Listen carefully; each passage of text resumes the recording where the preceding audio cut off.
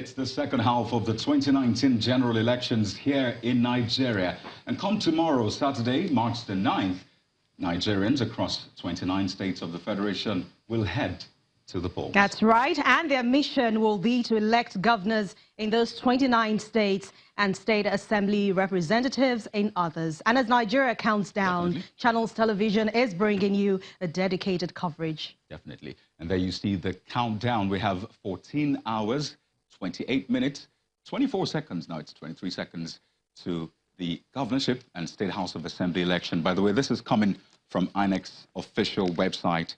That's at inecnigeria.org. And with that, we welcome our viewers in Nigeria and around the world to Pollstream, where we bring together all the reactions on social media in one place. And this is to help you get a sense of the mood in the country and even outside. I am Kayode Okikiolu. And I'm Anne Nwawodo. Thank you so much for joining us on the program. Remember, you can be part of a conversation on Pollstream. Very simple. Use the hashtags Pollstream, hashtag The Verdict, hashtag 2019 elections. Do it on Twitter, Facebook, and Instagram. Remember, you can also follow Channels Television on all our social media platforms. We're on all of them, so please follow and be part of the program. Definitely. Tell us about your expectations for tomorrow. And don't forget to tell us your location while sending your comments, pictures, and videos using those hashtags. Yes, I already put up something on Instagram to tell you guys to please follow, and don't forget to use those hashtags while we're sending your comments, pictures, and videos.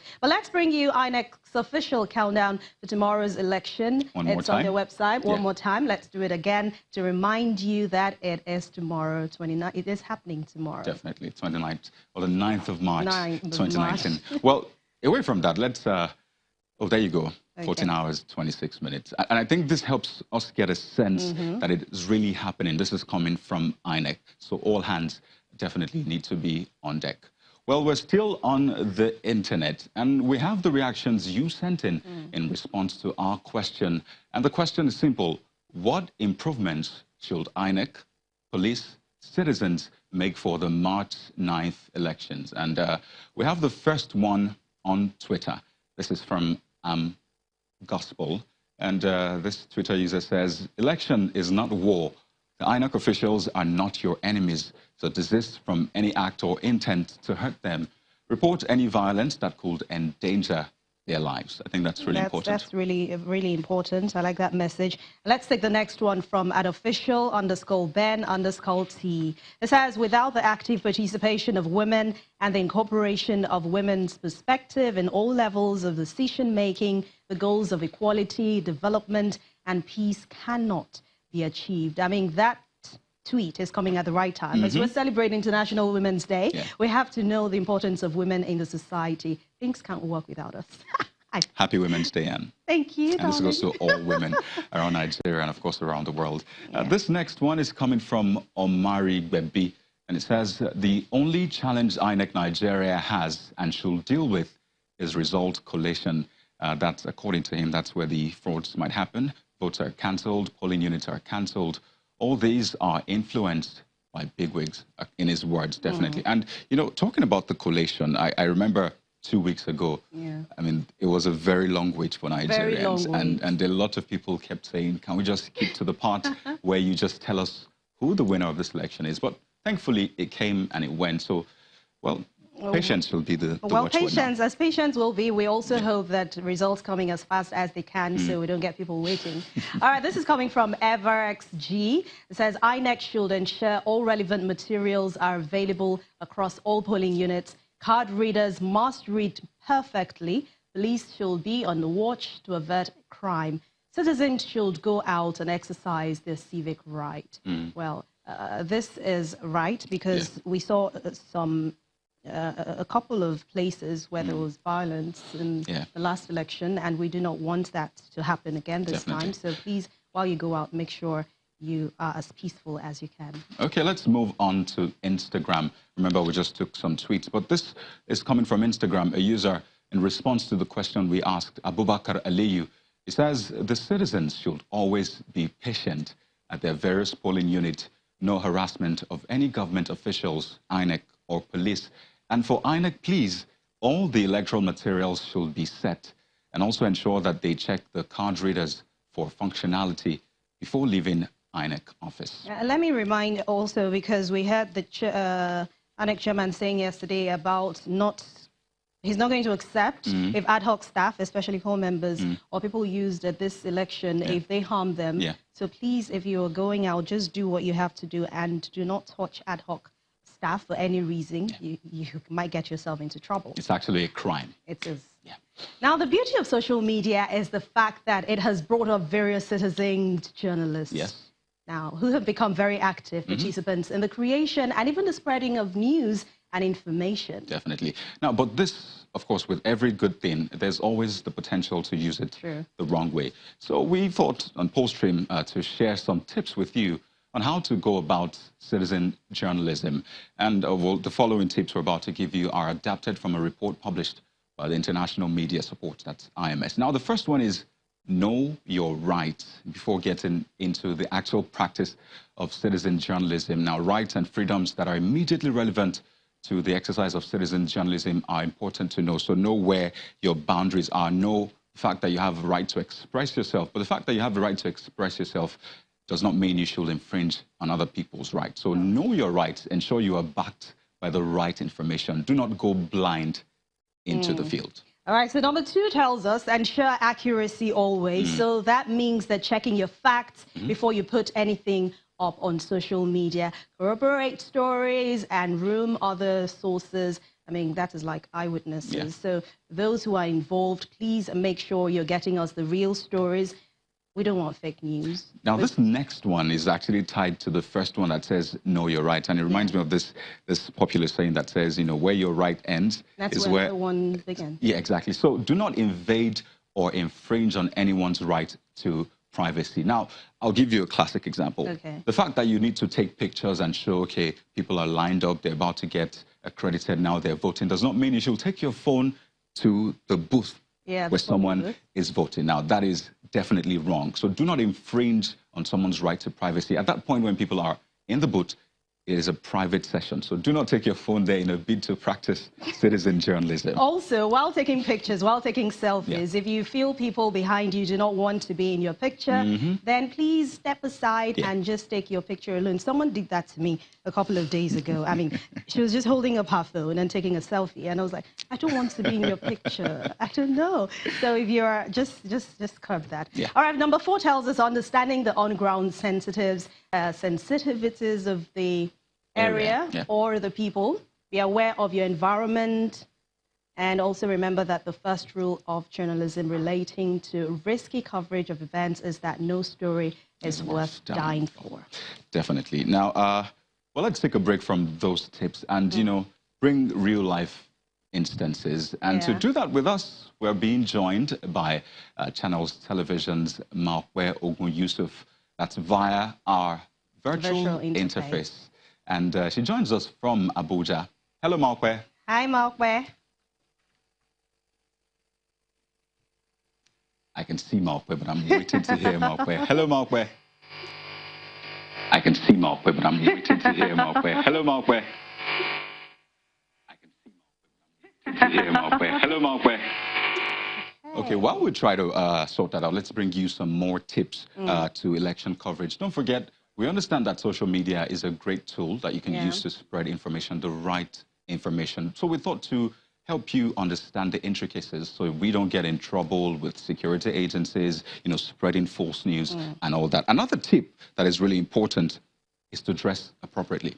Oh, that's true. You can't, I can't emphasize that enough. It is important to dress appropriately. And, you know, this saying that says you are addressed the way you are dressed. The way you're dressed? It's really important. You don't want people to, or the security agencies to just profile you immediately. By the way, there are profiles for different people. There's a profile for responsible people, and there's a profile for miscreants. So do not fall in that category of miscreants. Dress well. You don't have to wear a suit. Once you decide to wear a suit, you could if you want to. It's going to be very sunny. But make sure you dress Do not wear very well. suits, okay? All right, let's take this one. Avoid unnecessary trouble.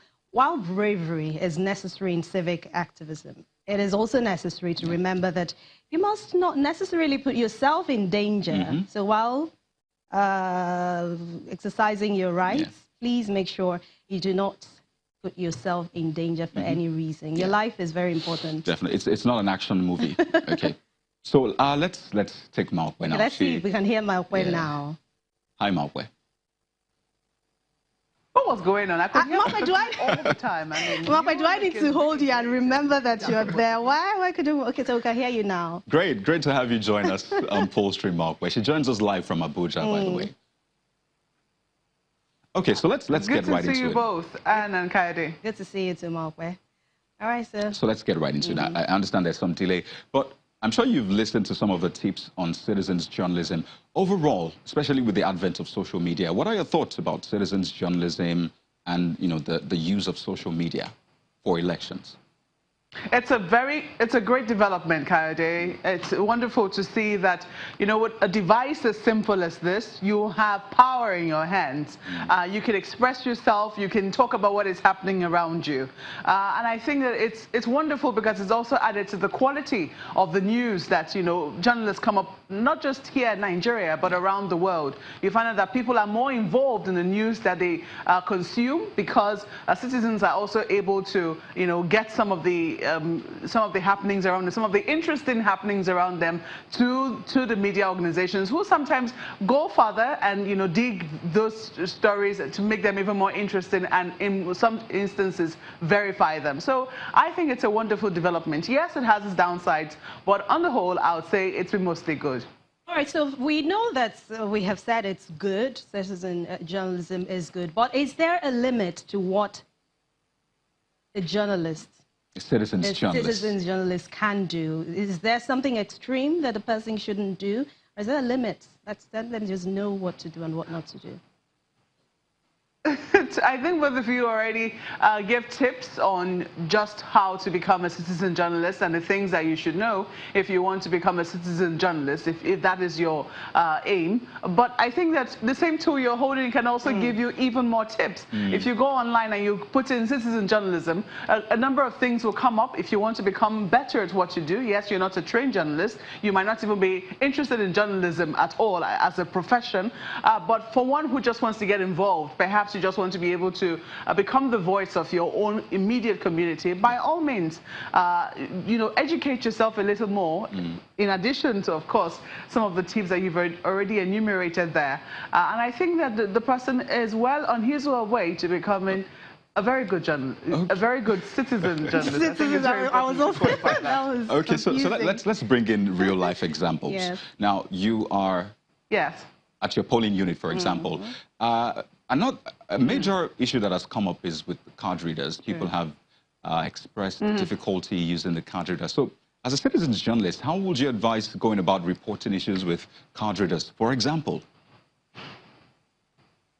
Tomorrow, there's been a huge controversy that has come up as a result of the use of card readers. Recall that INEC has said that the use of card readers is compulsory in every polling unit. Some politicians, some civil society groups have raised issues with the manner in which the card reader was deployed in the presidential elections. Some places where the card reader wasn't used, polls were cancelled. What INEC had said was that 0 votes needed to be recorded in those polling units. They're going to assume that the polls have already been done, but the 0 was recorded in those areas, because in the areas where card readers are not used, they found that oftentimes their officials are pressured by some community parapoism, for want of a better phrase, to dump the card reader. They have told the officials to keep them safe, to keep them safe, to make sure that they do what it is that they tell you to do, but on your card reader, ensure that you record 0 votes. So I think tomorrow we'll be asking some of our, we'll be asking you, our viewers, if you're interested in helping the polls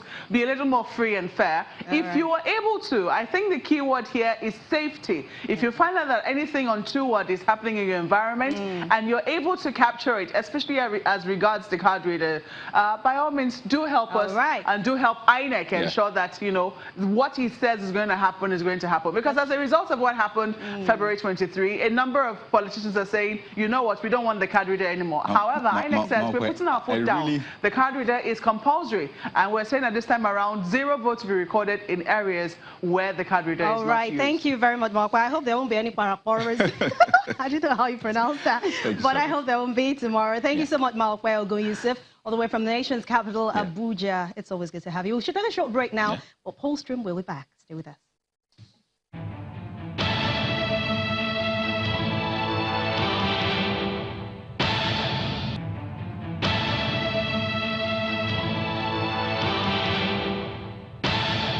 Welcome back to Paul Stream right here on Channels Television, where we bring together all reactions on social media in one place, just to help you get a sense of the mood in the country and even outside the country as Nigeria prepares for the governorship and state assembly elections tomorrow. That's right. Now, Paul Stream is a part of our dedicated coverage of the 2019 elections, The Verdict. And you can be a part of the conversation by using the hashtags Paul Stream, hashtag The Verdict, or hashtag 2019 elections on social media platforms like Twitter, Facebook, and Instagram. You can also follow Channels Television. Do it on all our social media platforms. You will find us everywhere you go. All right. Moving on now.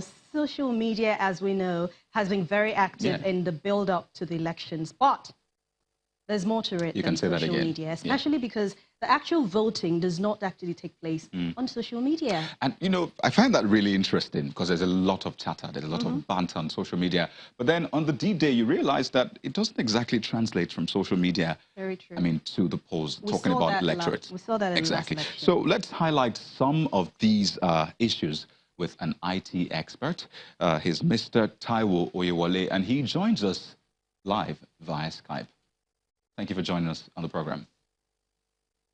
Good evening. How are you?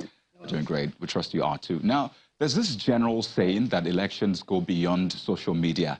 Well, let's get right to it. What does this mean? Well, I think the first thing we need to come to terms with is the fact that a lot of the social media we talk about largely takes place in Lagos. If you look at Facebook, for example, they have over 20 million, about 21, 22 million users. 80% of them are from Lagos, or they use Facebook from Lagos. And if you look at Instagram as well, you have, less than 10 million, and 80% of those actually are from Lagos as well. So if 80% of the users of the two major platforms that people use, I mean, I think a similar figure fits for Twitter as well. So 80% of these users on the largest social networks that we use here reside in Lagos, and with spotted users in Abuja, Port Ibadan, and Port Harcourt. Then it goes to say there's a larger percentage of the population who don't have access to social media or who don't participate on social media. So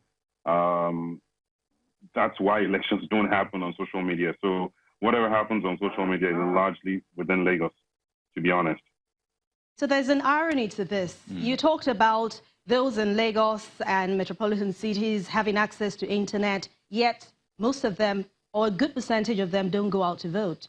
While those who do not have access to social media actually take it very seriously and they go out to vote. What is the reason for this? Well, they don't have, so this is my opinion. I mean, they don't have the luxury of the conversations that take place on social media. I mean, on social media, you can hide who you really are, who your true personality is. I mean, take Instagram, for example. It's the perfect place to hide your imperfections. I mean, everybody on Instagram or makes it look as if it's a perfect world, as if their lives are perfect. So you have these people who are facing real issues, but they're not ready to deal with them, and then they go on social media and use it as an avenue to vent. It's a bit therapeutic, but also it sort of makes them a bit detached from reality in itself. So you're right. A lot of people on social media, I mean, voter turnout, for example, in a place like Lagos, I think it was about 25%, which is quite abysmal compared to the kind of, if you had listened to the kind of conversations that we've had or that's taking place on social media. So it really begs the question. But again, I think it's because people can escape on social media and they can choose not to be as real, or face the realities of life in itself. Because the reality of an election is the fact that you need to get out there, go out on election day, and then vote. As a matter of fact, you should actually support whoever your candidate is and support them through their campaigning process. So a lot of the conversations we see online on social media, in my opinion, are not really thought through, because I read through a lot of them and I say to myself, I'm not sure a lot of people understand what governance in itself is, let alone the electoral process. but we have to take action ourselves as individuals and use these platforms to benefit our own lives, for our own good, and to hold our leaders accountable to the promises that they make all the time. Okay, now you said we have to take action. I'm going to take you up on that. Let's try to break it down. I mean, I want to leave here as a viewer and imagine, okay, so this is what I'm meant to do with social media. I mean, when it comes to governance, when it comes to elections. So if you could walk us through what to do from here, how do we bridge that gap, in your opinion? I think there's a lot of opportunity in a lot of the other areas and within the country where social media isn't as prevalent, or people aren't as active on social media as they are in places like Lagos and other cosmopolitan cities. We've got a very vibrant youth or technology ecosystem. And I think it's a challenge to them, for us actually, to be able to create systems or find ways of engaging people who currently will classify as offline, but how do we get them online? How do we include them in those conversations? So because I also think one of the barriers would be language barriers, would be educational barriers, and so on and so forth like that. But I think that would be the major opportunity to see how we can use technology to get people. So I would call it electoral inclusion. Okay. So through the use of technology, the same way we're talking about financial inclusion. How do we include the electorate or the larger percentage of the electorate in the conversations that are taking place? Let's hear their views. Let's hear their thoughts and see how they do things. For example, it's not everything that we cherish in Lagos that mean a lot to other people in other parts of the country. Very true. And it doesn't have to. So the things that we hold as valuable or things that are critical to us, to be able to say, before I can vote for this person, he needs to be able to promise me X, Y, and Z.